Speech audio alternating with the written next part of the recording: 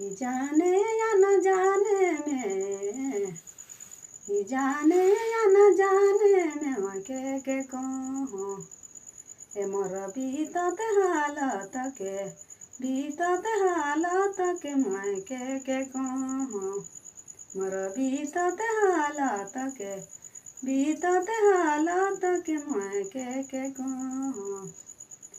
ना मोरा माया है रे, ना मोरा माया है रे, ना तो मोरा बाप है के कहूँ। ए मोर बीतत हालत के मोर भाई नीरी बुधिया मोर भाई छुआ बुधिया मैं के कहूँ। मोर बीतत हालत के, बीतत हालत के मैं के कहूँ। मोर गाना के सुन के मन के कैसन लागलक, लाइक करब, कमेंट करब, शेयर करब, फॉलो करब और सपोर्ट करब।